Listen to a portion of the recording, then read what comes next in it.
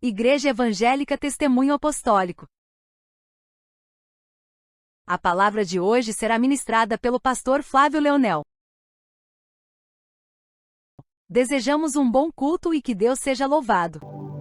Para você que se achega também através das redes sociais, nós acabamos de abrir as nossas Bíblias em Juízes capítulo 6, no verso 14, com o tema da mensagem: vai nesta tua força. Glória a Deus. Senhor Jesus, eu te agradeço por tão rica oportunidade que o Senhor nos dá hoje, de estar diante de Ti, de poder entoar louvores para o Senhor, de poder contribuir com a Tua obra, meu Deus.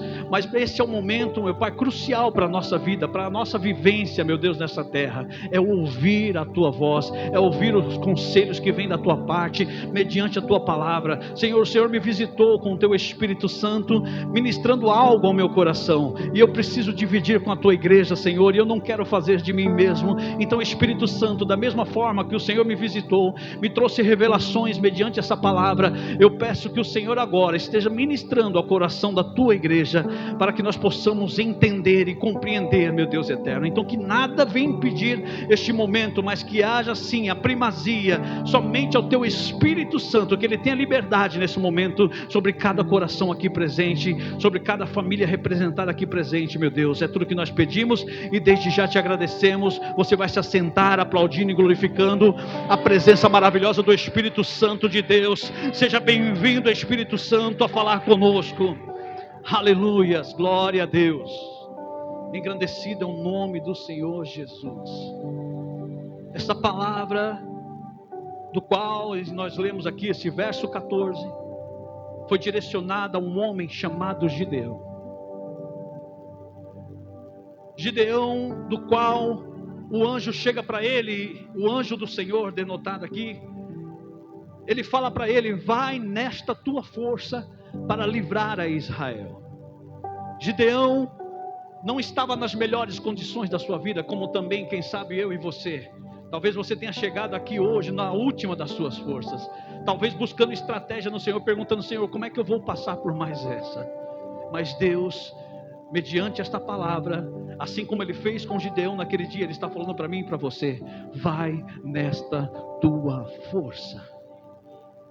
Naqueles anos, Israel estava passando por muito grande debilidade, porque os seus inimigos, a saber, os midianitas, estavam sob ataque, ou estavam atacando Israel. Muitas vezes o ataque deles não era físico, era mental, porque eles ficavam de fora do arraial dos israelitas, gritando palavras de ordem, do qual os israelitas se amedrontavam muitas vezes. E como nós vamos ver aqui no versículo 1, eles passaram a se esconder dos seus inimigos. Eles passaram a cavar covas para se esconder dos seus inimigos. Eles iam para os altos, nas montanhas, e eles cavavam covas para se esconder as poucas provisões que ainda tinham, porque esses midianitas, eles eram como gafanhotos, a Bíblia vai descrever. Eles subiam, eles eram um povo nômade, do qual, por onde eles passavam, eles devastavam tudo, as colheitas, as provisões, os animais, eles matavam todos, porque eles eram especialistas, sabe, em minar as forças dos seus inimigos. E Israel agora, ele está nessas condições. Eles estão escondidos, cavando covas para si, para tentar salvar o pouco que ele ainda restava de suprimentos, para se esconder dos midianitas. E Gideão é mais um deles. Percebam aqui no versículo 11, quando o anjo do Senhor aparece a ele, olha o que acontece. Então o anjo do Senhor veio e assentou-se debaixo do carvalho que está em Ofra, que pertencia a Joás, o abiesrita, e Gideão, seu filho, estava malhando trigo no lagar para o salvar dos midianitas. Ou seja, Gideão era mais um que estava ali tentando salvar as suas provisões, escondido. Porque, se é claro, se os midianitas encontrassem e soubessem que ele ainda tinha alguma provisão, eles roubariam, eles levariam e tomariam tona, e quem sabe até levarão seus filhos também como escravos para o servir. Então Gideão, ele está ali debaixo de um carvalho, escondidinho, quem sabe sobre vigilância, malhando um trigo no lagar, que não era um lugar apropriado, mas ele estava fazendo para salvar as poucas provisões. E o anjo do Senhor aparece a ele, e no versículo 12 o anjo vai dizer para ele: então o anjo do Senhor lhe apareceu e lhe disse: o Senhor é contigo, varão valoroso. O ser chamado de varão naqueles dias era alguém respeitado, era alguém digno de respeito, era alguém digno de autoridade, era alguém que ao passar pelas vilas era respeitado. O anjo está falando para Gideão que ele era um varão, mas não era qualquer varão. Ele diz: o Senhor é contigo, varão valoroso. O que quer dizer? Varão valente, varão intrépido, varão que não torna atrás, varão que não desiste dos seus propósitos. Então você é valoroso. Deus tem um olhar para mim e para você que talvez nós desconhecemos sobre nós mesmos.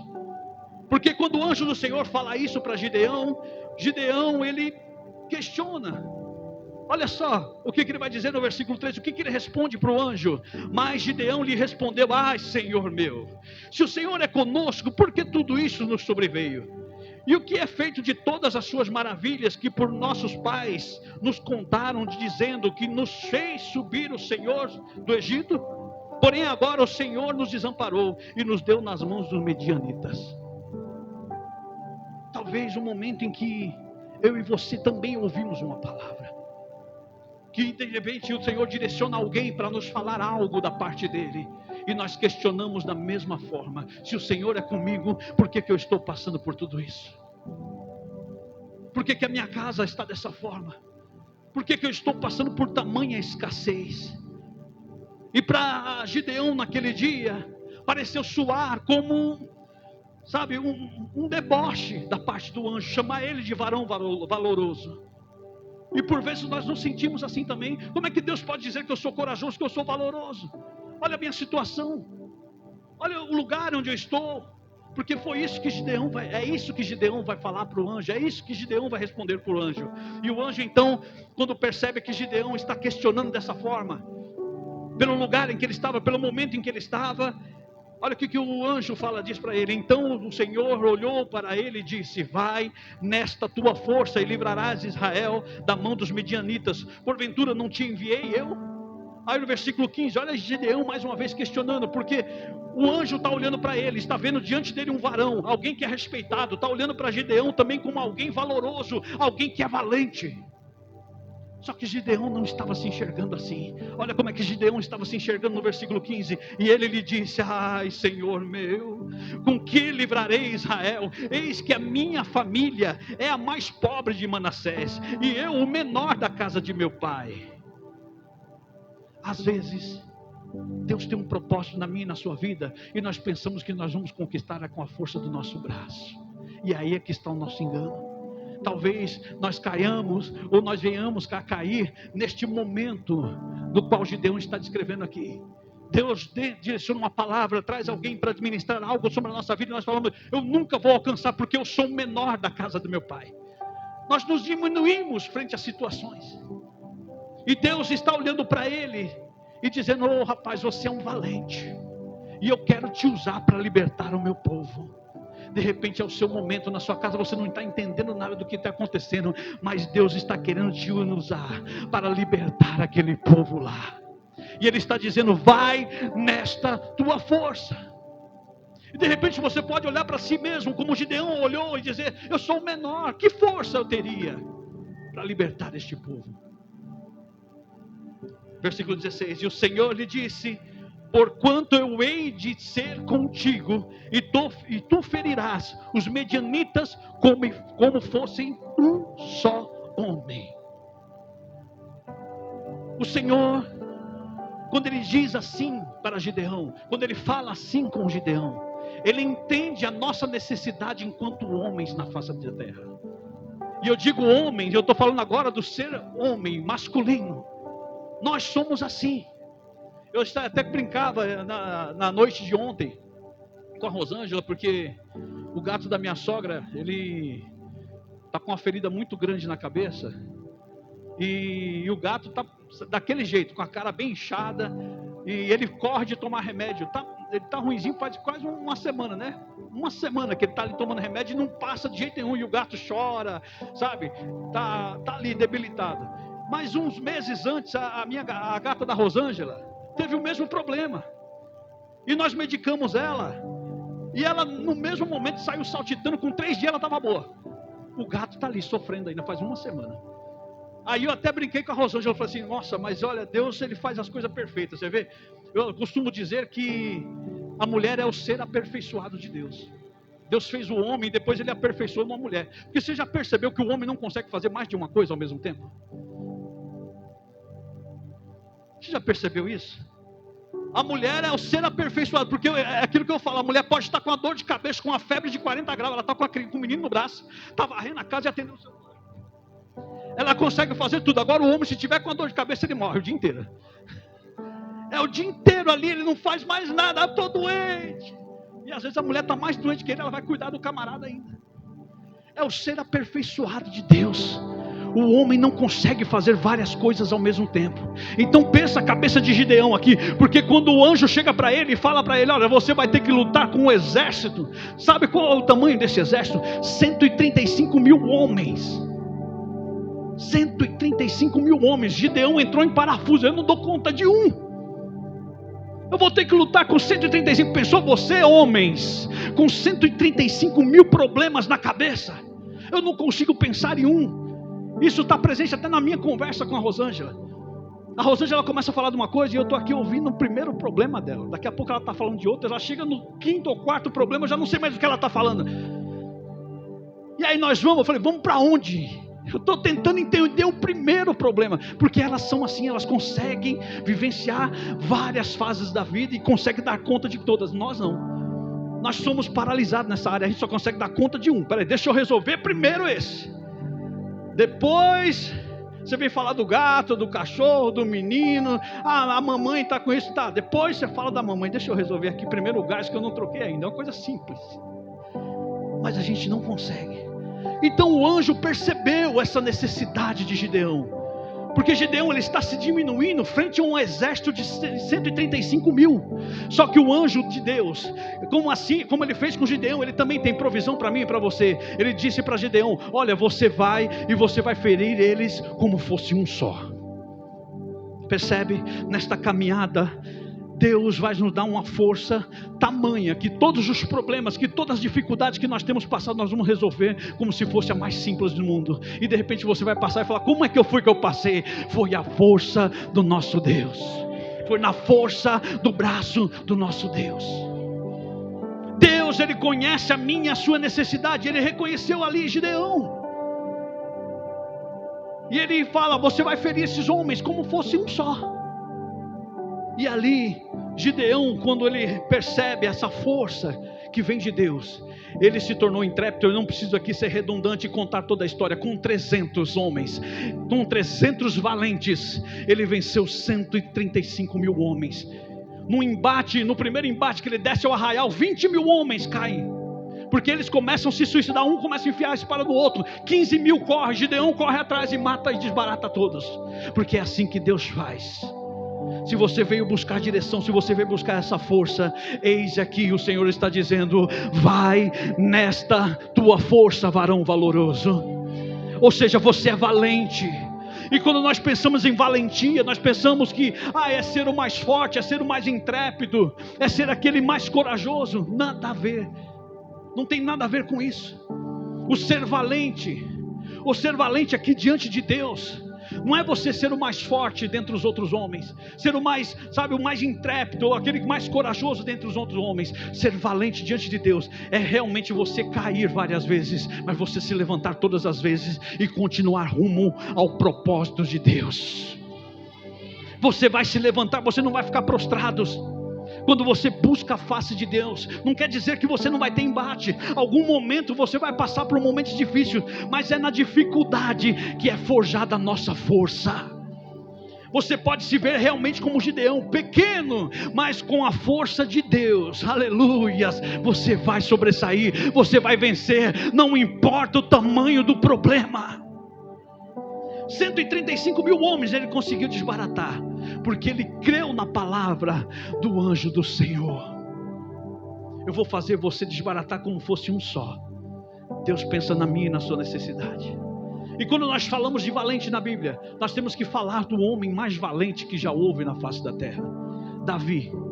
Davi foi um dos mais valentes, aquele que mais venceu batalha por Israel. Vamos falar dele? Aleluias. Abra comigo em 2 Samuel, no capítulo 21.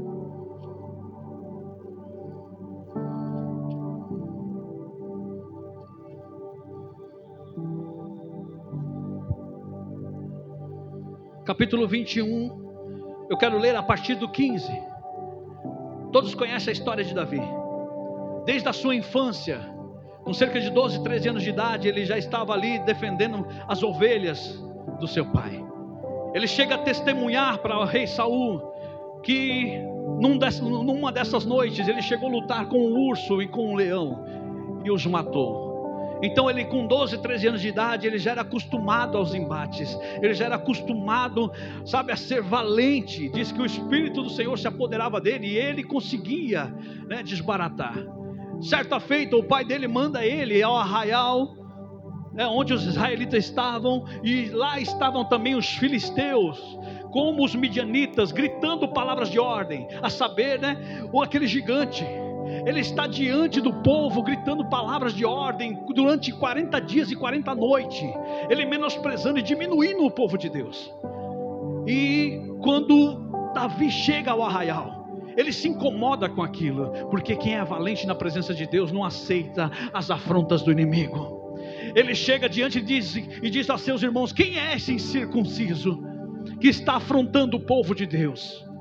Eu vou pelejar com ele. Todos conhecem, ele realmente, ele pelejou contra Golias, ele matou Golias, e Davi desde então não parou mais de lutar. Ele estava lutando, e um dos maiores inimigos nesta fase era justamente os filisteus.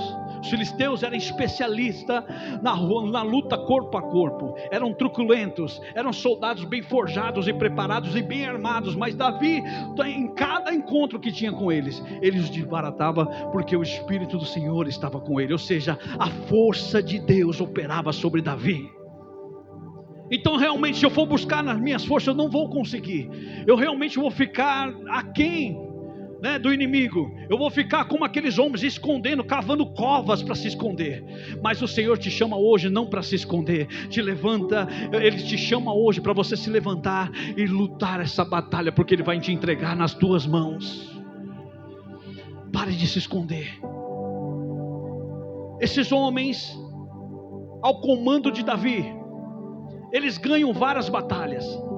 Davi consegue nesta época e nessa ocasião do qual nós vamos ler, 400 valentes, homens intrépidos, homens que não temiam a própria morte, que estavam dispostos a lutar por Davi e por Deus, por Israel. Então eles entregavam a este momento com corpo e alma, eles se lançavam para lutar.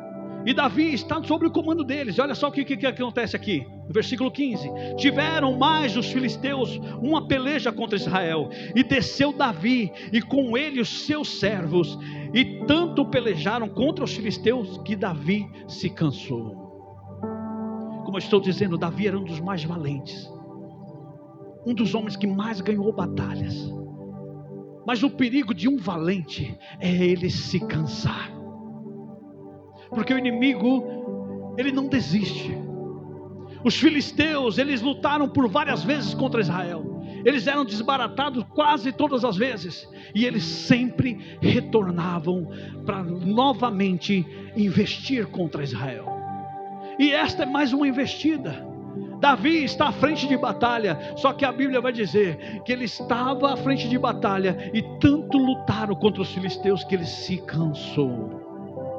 Quando ele se cansa, alguém ali no meio toma de oportunidade. Olha o versículo 16. Isbi-Benote, que era dos filhos dos gigantes, e o peso de cuja a lança tinha 300 ciclos de cobre, e que cingia uma espada nova, este intentou ferir Davi, Porém Abissai, filho de Zeruia, o socorreu e feriu o filisteu e o matou. Então os homens de Davi lhe juraram, dizendo: nunca mais sairás conosco a peleja, para que não apagues a lâmpada de Israel. Esses homens, esses valentes que lutavam ao lado de Davi, lutavam inspirados na valentia de Davi. Eles tinham Davi como exímio exemplo de valentia. Então eles falavam: olha, nós não queremos que isso se acabe, então você não vai vir mais a peleja conosco. A partir de hoje, ó rei, você vai ficar em casa e deixa que nós vamos pelejar. E eu não preciso ser redundante aqui, todos conhecem que depois que Davi parou de pelejar, veio de fato a ruína dele. Porque um valente, ele não pode parar de lutar, eles têm que estar em campo de batalha. Quando Davi disse: eu vou ficar em casa, todos conhecem, ele começou a observar Batseba se banhando lá, e aconteceu a desgraça na casa dele. A espada nunca mais saiu da casa dele. Quem é valente tem que estar lutando mesmo. De repente você não entende, eu saio de um problema, entro em outro, e as coisas parecem que nunca melhoram. É porque você precisa lutar. Você é um valente de Deus. O dia que você parar, as coisas vão definhar. Ou talvez você vai desviar o seu olhar para outro lugar que Deus não permite. Foi assim que aconteceu com este valente chamado Davi. Mas nesse dia, ele resolve acatar o que os seus homens estão dizendo. Realmente vocês têm razão. Eu não posso me arriscar mais. Eu não posso me arriscar tanto, então vou começar a ficar em casa. E então ele elege ali alguns capitães. Dentre 37 desses 400 que eram da guarda pessoal de Davi, ou seja, era um esquadrão de elite de Davi, tinha 3 que eram intrépidos. Eram aqueles que Davi escolheu para estar liderando os seus exércitos, enquanto ele não estava em campo de batalha. E a Bíblia vai agora falar deles. Olha só, versículo 23, capítulo 23.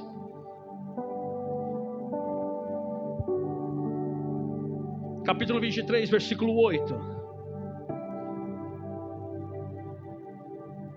Davi, ele não está mais em campo de batalha. Esses homens inspirados nele diziam: a gente não pode correr esse risco que a luz de Israel se apague. Ou seja, este exemplo que você nos dá se apague. Então você vai ficar agora na sua redoma, lá no seu reino, e nós vamos vir para campo de batalha. E este aqui é o primeiro deles. Olha só o que diz versículo 8. Estes são os nomes dos valentes de Davi. Teve Josebe-Basebete, filho de Taquemone, o principal dos capitães. Este era Adino, o esnita, que se opusera a 800 e os feriu de uma vez. Ou seja, esse homem era intrépido, esse homem era valente.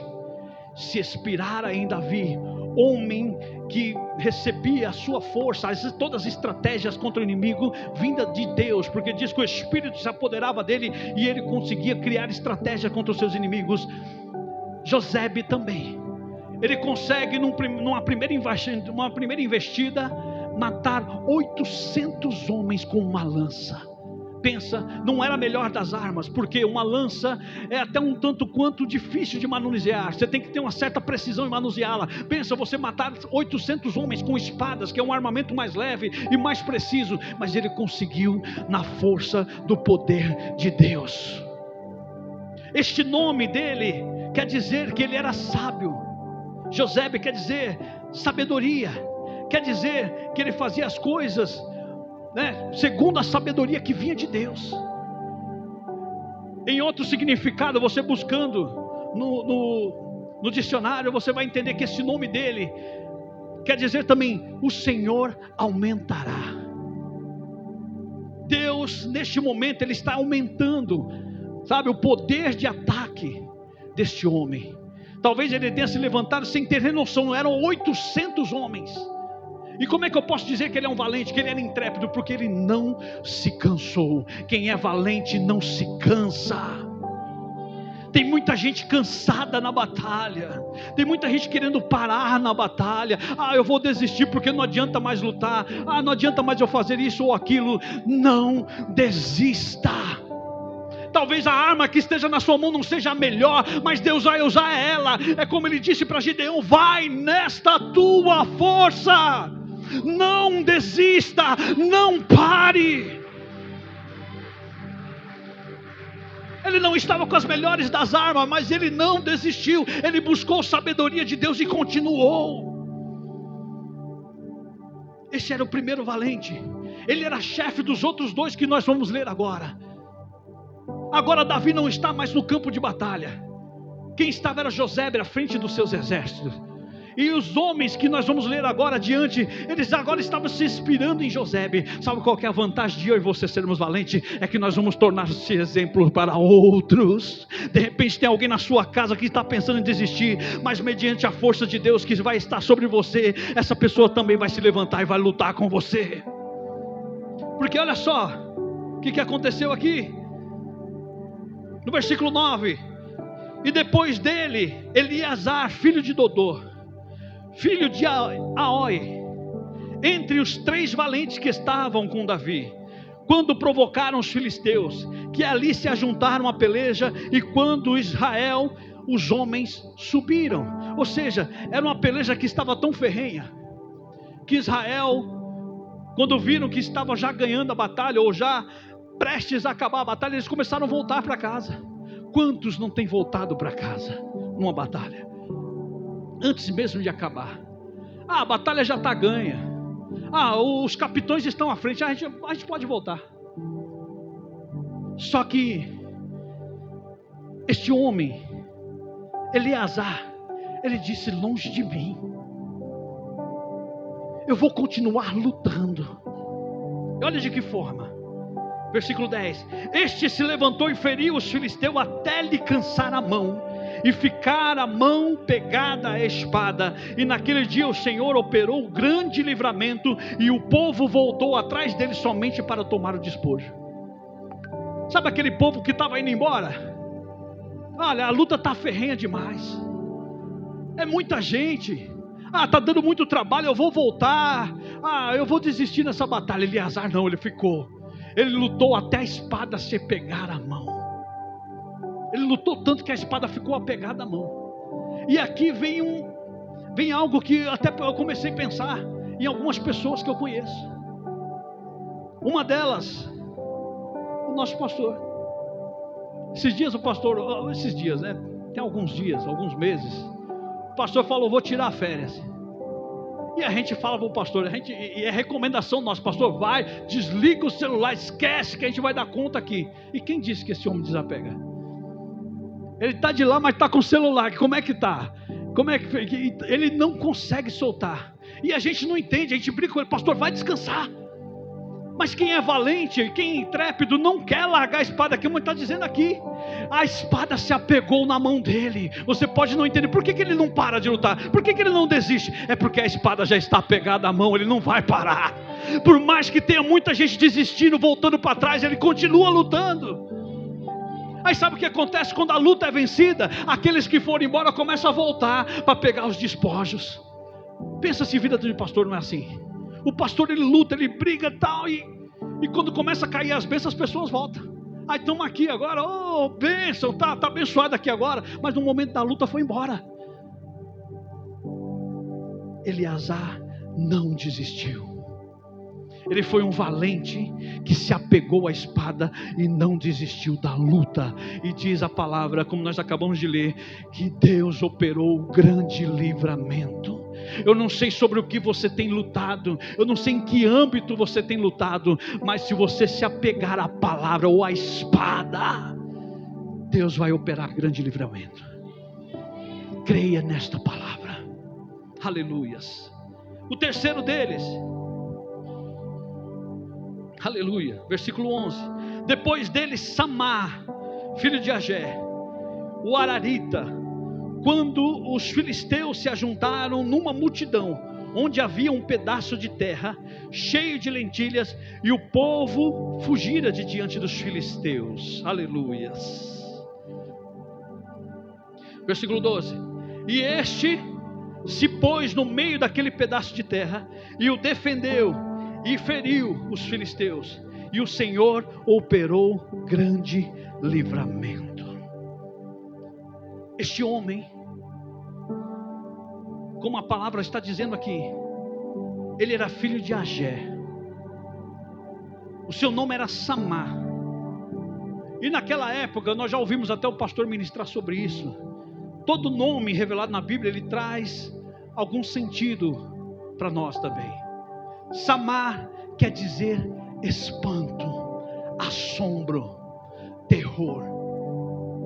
Este homem carregava na sua essência um espanto, um terror. Ele era assombrado, ele tinha medo.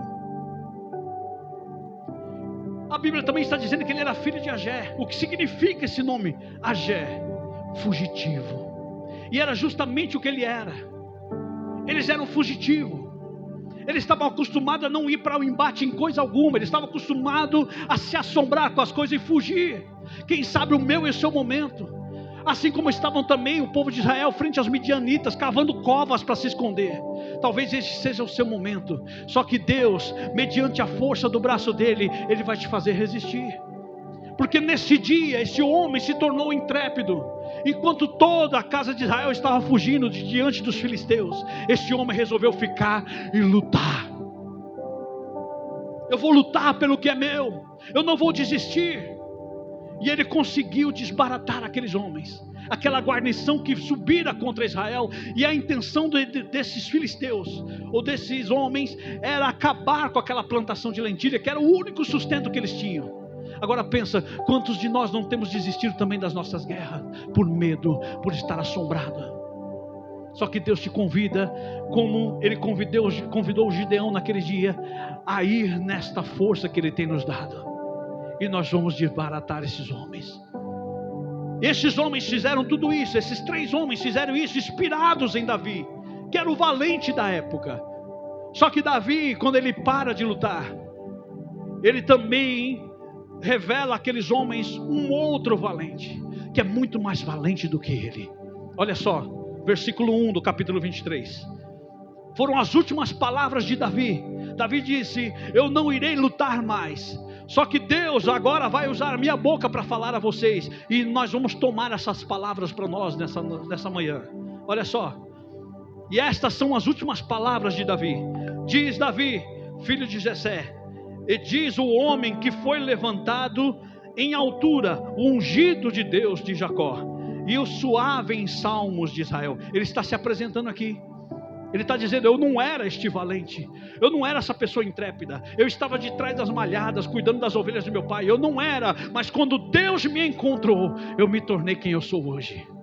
Em outras palavras, é isso que ele está dizendo. Olha o que ele diz no versículo 2: o Espírito do Senhor falou por mim, e a sua palavra esteve em minha boca, e disse: o Deus de Israel, a rocha de Israel, a mim me falou: haverá um justo que domine sobre os homens, que domine no temor de Deus, e será como a luz da manhã, quando sai o sol da manhã, sem nuvens, quando pelo seu resplendor e pela chuva, e a erva brota da terra. Ainda que a minha casa não seja tal para com Deus, contudo estabeleceu comigo um concerto eterno, que em tudo será ordenado e guardado, pois toda a minha salvação e todo o meu prazer estão nele, apesar de que ainda não o faz brotar. Porém os filhos de Belial serão todos como espinhos que se lançam fora, porque se lhes não pode pegar com a mão, mas qualquer que os tocar se armará de ferro e da haste de uma lança, e o fogo serão totalmente queimados no mesmo lugar. Davi é tomado pelo Espírito de Deus, que fala agora a boca dele, revelando a pessoa de Jesus Cristo, e é nele que nós temos que nos inspirar. A nossa força tem que vir dele. Ele está dizendo: ele vai ser como o sol da manhã. Talvez as noites tenham sido escuras, talvez noites em claro, sem dormir, pensando como é que eu vou resolver. Eis que nascerá o sol da manhã, Jesus. Este nome tem todo o poder nos céus e na terra. É nele que está a nossa força. Busque direção nele. Ao acordar, lembre do nome dele. Ele é poderoso. Davi está colocando, é claro, e ele está falando os filhos de Belial, ou seja, aqueles que estão intentando contra mim, contra você, e seja ele em modo físico, como pessoas, ou talvez nas potestades, eles vão ser como espinhos. A gente vai se machucar. Em algum momento a gente vai se machucar sim, mas como eu falei, o valente não é aquele que tem a maior força, não é aquele que tem a maior coragem, é aquele que realmente se machuca. Ele cai muitas vezes, mas ele se levanta de novo e continua rumo ao propósito de Deus. Essa força nós só podemos conseguir olhando para Jesus, que é autor e consumador da nossa fé. Esta palavra veio nesta manhã nos apontar Jesus. É nele que nós vamos conseguir forças para continuar. Eu não sei o quanto está difícil para você, eu sei o quanto tem sido para mim as batalhas que tenho enfrentado, mas eu sei que todos os dias eu tenho nova esperança. Todos os dias esse sol ilumina a minha vida ao ponto de eu continuar caminhando e não desistir. Porque, claro, se eu for dar vazão, existem vozes que todos os dias vão estar falando nos meus ouvidos que eu não sou capaz. Vão estar dizendo, ou tentando implantar no meu coração, como o Gideão lá: eu sou o menor da minha casa, eu sou o menor da minha família, eu jamais teria condições de resolver essas questões. E se eu for dar vazão a isso, eu realmente vou parar e vou desistir. Eu vou deixar o valente sozinho, eu vou voltar, eu vou deixar de lutar. Mas a partir do momento que eu olho para Jesus, todas essas vozes caem por terra. Muitas vezes a maior guerra que nós temos que enfrentar não é nem contra o maior inimigo que temos que enfrentar, vamos dizer assim, somos nós mesmos. Porque o inimigo, o campo de batalha do qual o inimigo tem investido é o nosso coração, é a nossa mente. Ele sabe, se ele minar a voz de Deus em nós, ele vai nos parar. E isso nós aprendemos com Jesus. Jesus foi o nosso espelho, assim como Davi foi para aqueles homens. E pode ver, esses homens inspirados em Davi, eles conseguiram vencer essas batalhas. Pensa nós tomando Jesus como exemplo. Quantas batalhas nós vamos vencer? Nós vamos ver um Jesus que foi valente quando ele foi levado no deserto e foi tentado pelo inimigo. O que o inimigo estava tentando fazer? O que ele faz comigo e com você todos os dias. Tentam implantar coisas que nos fazem parar, que nos faz olhar para essa terra, que nos faz olhar para as coisas deste mundo. Mas Jesus venceu como? Com a espada, dizendo: está escrito. Está na hora de nós fazermos uso dessa arma do qual Ele nos deu, e assim seguir o conselho do anjo do Senhor a Gideão: vai nesta sua força. Você é capaz de viver assim? Você foi alertado nessa manhã a viver dessa forma? Então lute contra essas vozes, lute contra tudo que tem tentado minar a tua vivência com Jesus, tudo aquilo que tem tentado tirar a tua visão de Jesus. Lute contra essas vozes. Eu te convido nessa manhã a se colocar de pé, nós vamos orar nesse sentido.